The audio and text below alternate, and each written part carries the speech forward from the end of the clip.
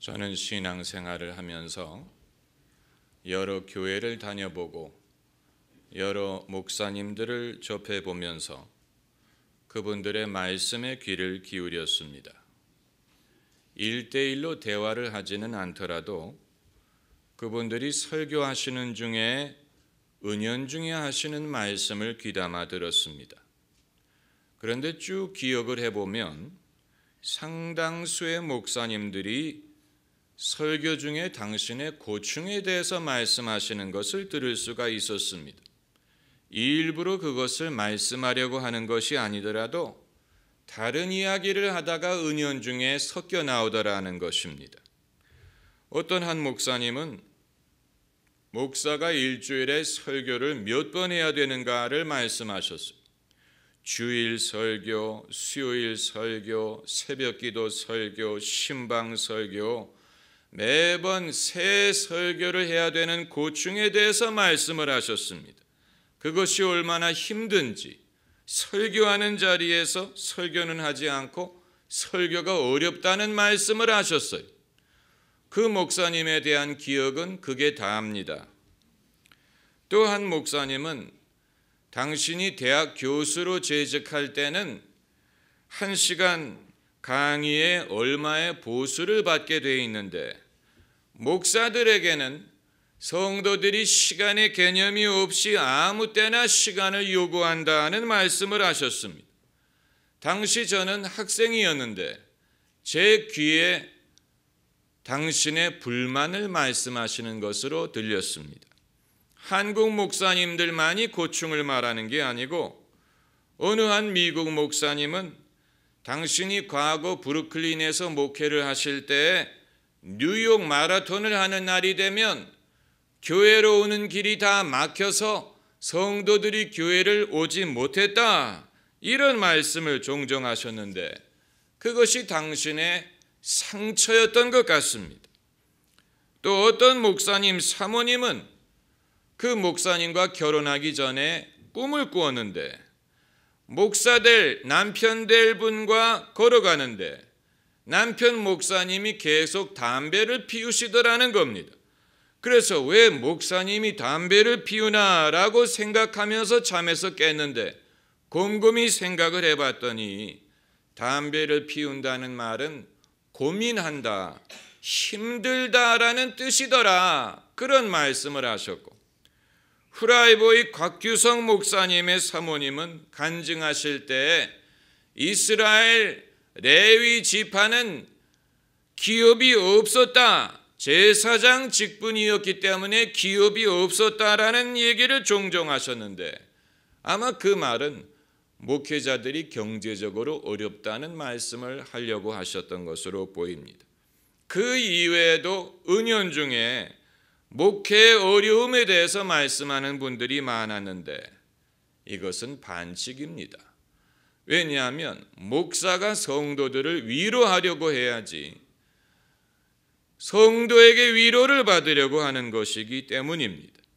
그런데 이런 모든 분들에게는 한 가지 공통점이 있었는데 어느 한 분도 하나님에게 특별한 해답을 들은 것 같지 않더라는 것입니다.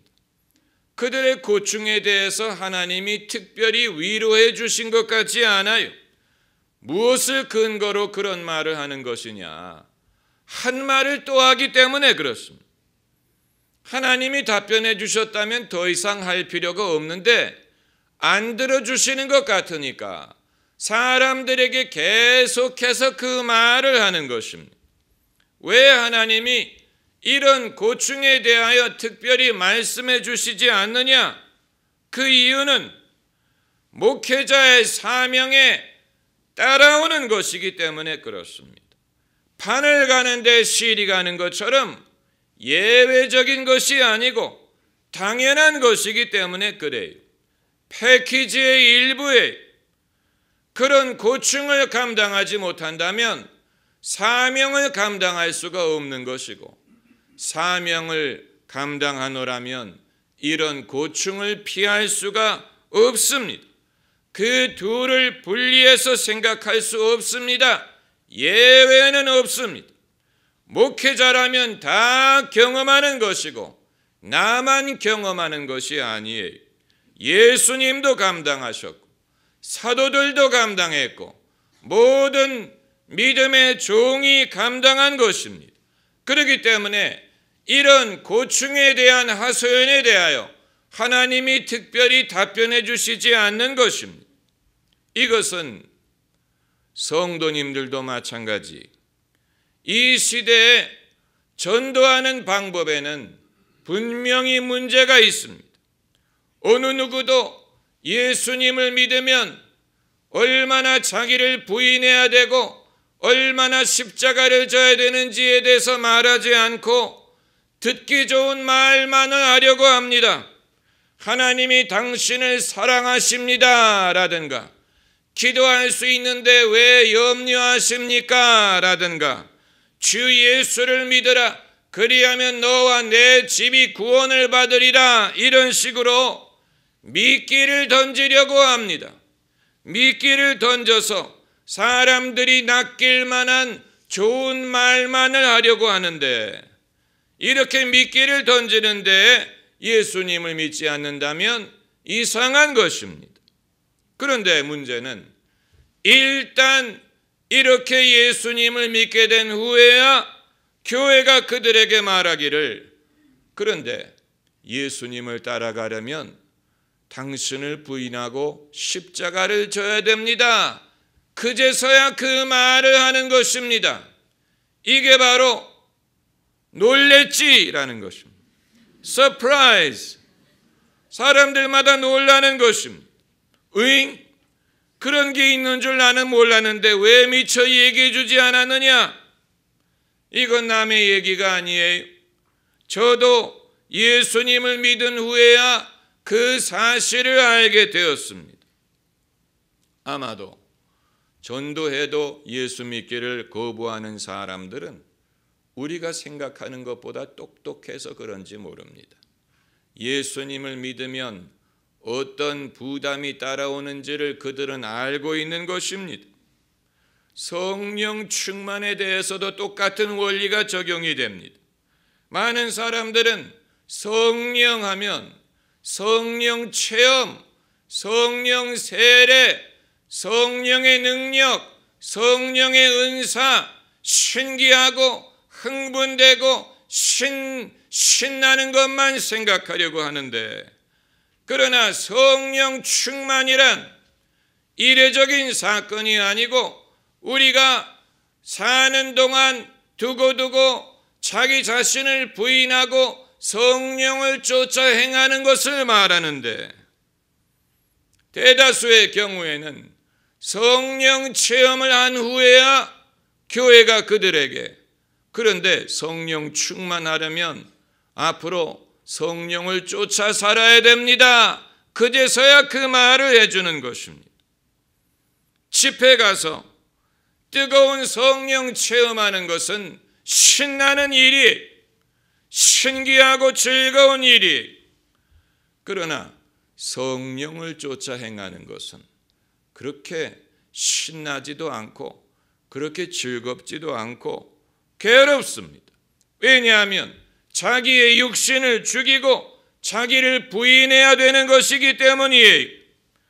하지만 성령 충만에 대하여 사람들이 말할 때 이례적인 경험, 은사의 경험 이런 것만을 말하려고 하지 일평생 자기를 부인하고 자기 십자가를 지는 것에 대해서는 생각하려고 하지 않습니다. 왜냐하면 그것은 신나지 않기 때문이에요. 그러나 이것도 패키지에 포함되어 있는 것입니다. 바늘 가는데 실 따라가는 것처럼 성령 체험을 하려고 하는 사람은 성령 쫓아 사는 것을 거절할 수 없습니다. 성령을 쫓아 살 의향이 없는 사람은 성령 세례가 그에게 큰 의미가 있는 것이 아니에요. 둘 다 따라옵니다. 하나는 사모하는데 다른 것은 거절할 수가 없습니다. 욥이 자기 아내에게 한 말과 똑같습니다. 우리가 하나님께 복을 받았은즉 어려움도 받지 아니하겠느뇨. 그렇기 때문에 베드로가 말하기를 형제들아 너희를 시련하려고 오는 불시험을 이상한 일 당하는 것처럼 이상하게 여기지 말라고 했어요. 이건 이상한 것이 아니냐는 말이 정상이라는 말이 이상한 일이 아니에요. 또 세상에 있는 너희 형제들도 동일한 고난을 당하는 줄을 알미니라. 동일한 고난을 모든 형제들이 받고 있습니다. 사람이 감당할 시험 밖에는 너희에게 당한 것이 없나니 그 말은 여러분이 당한 시험은 모든 사람들이 다 당하는 시험입니다 라는 뜻입니다. 만일 어떤 목사가 말하기를 다른 목사들은 그럴지 모르지만 나는 아니야 이렇게 말한다면 그 사람은 예수님을 따르는 사람이 아니에요. 만일 어떤 성도가 남들은 그럴지 모르지만 나는 아니야, 나는 십자가를 지지 않아도 된다고 생각한다면 그 사람은 예수님의 식구가 아닙니다. 그것만은 분명합니다. 예외가 없습니다. 패키지로 옵니다. 우리가 예수님과 함께 은혜를 받았다면 고난을 피할 수 없습니다. 고난을 피하는 사람은 예수님과 함께 있는 것이 아닙니다. 오늘 본문에 우리가 그와 함께 영광을 받기 위하여 고난도 함께 받아야 될 것이니라. 여기서 함께라는 말은 예수님과 함께라는 뜻입니다. 영광을 받을 때도 예수님과 함께 받는 것이고 고난을 받을 때도 예수님과 함께 받는 것입니다. 예수님께 속했기 때문에 우리가 받아야 될 고난의 분량이 있는 것입니다. 고난의 분량이 없다면 예수님과 함께 있는 것이 아니에요. 제가 말씀드리고자 하는 것은 왜 하나님이 별도로 이런 문제에 대하여 우리에게 위로해 주시지 않느냐? 그 이유는 이건 예외가 없기 때문이에요. 이상한 것이 아니에요. 예수님 분명히 말씀하시기를 날마다 자기를 부인하고 자기 십자가를 지지 아니하면 내 제자가 될 수 없다 말씀하셨어요. 주님을 따르는 것과 자기 십자가 지는 것을 분리해서 생각할 수 없습니다.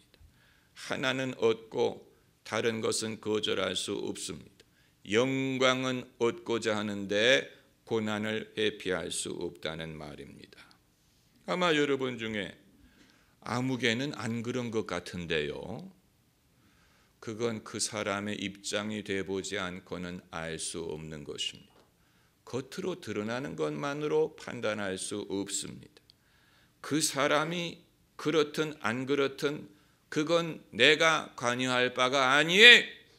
나는 내 믿음을 간수하면 됩니다. 그 사람이 과거에 어떤 과정을 겪어서 여기에 왔는지 알지 못한다면 현재 모습만을 가지고 비교할 수 있는 것이 아니에요. 나는 내 믿음을 가지고 내 길을 가기만 하면 됩니다. 어떤 분들은 저는 작은 글씨를 읽지 않고 사인을 했습니다. 보험 계약 같은 걸 할 때 사실 작은 글씨를 읽어야 됩니다. 그런데 한국 사람들은 성미가 급해서 직원이 읽어주려고 하면 됐다고 그냥 사인부터 하려고 하지요. 사실은 작은 글씨를 읽어야 됩니다. 거기에 보면 모든 예외 조항이 나와 있어요. 그런데 예수 믿는 사람들은 작은 글씨를 읽지도 않고 뛰어드는 경우가 많아요. 저도 그랬으니까. 저도 예수님을 믿을 때나 목사가 되려고 할 때 작은 글씨 읽지 않고 사인했습니다. 그 이유가 뭐냐? 큰 글씨로 쓴 게 하도 좋았기 때문에, 큰 글씨의 내용이 좋기 때문에 작은 글씨에 대해서 염려하지 않았어요. 염려가 되지 않았어요. 큰 글씨의 마음을 빼앗겼기 때문에 작은 글씨에 대해서 염려하지 않았습니다. 큰 글씨에 비교하면 작은 글씨는 작은 것입니다.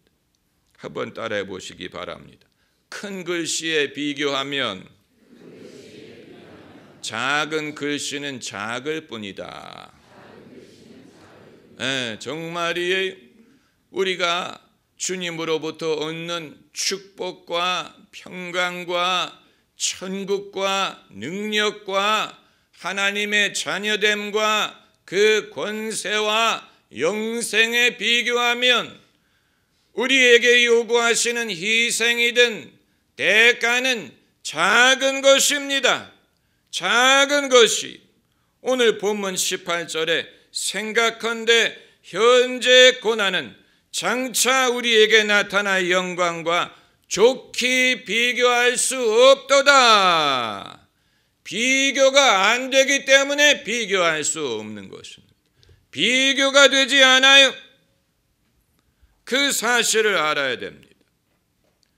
우리는 뒤로 돌아갈 수 없는 사람들입니다. 이스라엘 백성이 애굽에서 나올 때 모세가 일일이 그들의 의사를 물어봤다는 성경 구절이 없습니다. 당신 애굽을 떠나겠느냐고, 가나안 땅으로 가겠냐고 일일이 의사를 물어보지 않았습니다. 왜요? 당연하니까. 누가 애굽의 종으로 남아있기를 원하겠습니까? 떠나고 싶어하는 것은 당연한 것입니다.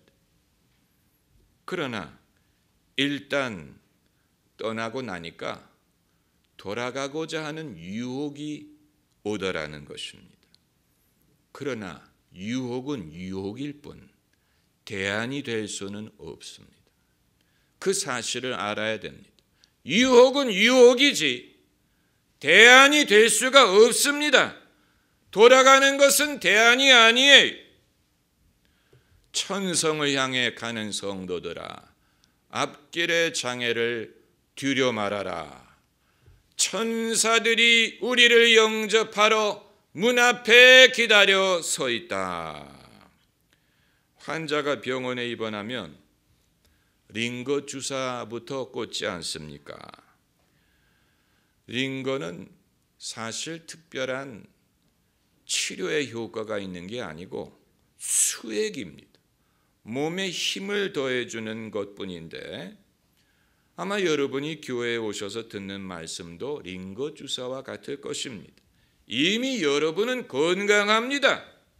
다만 힘을 더해드릴 필요가 있는 것입니다. 여러분은 병자처럼 누워 계시면 안 됩니다. 베드로의 장모가 예수님이 그 집에 신방하셨을 때 베드로의 장모가 열병을 앓고 누워 있었다고 했어요. 그래서 예수님이 가까이 다가가셔서 열병을 꾸짖었더니 열병이 떠나가고 곧 일어나 예수님을 수종들더라고 했어요. 우리가 누워있는 한 예수님을 수종들 수 없습니다. 일어나야 됩니다. 열병을 꾸짖어야 됩니다. 열병이 떠나가 곧 일어나 주님을 수종들어야 될 것입니다. 할렐루야. 기도하십시다.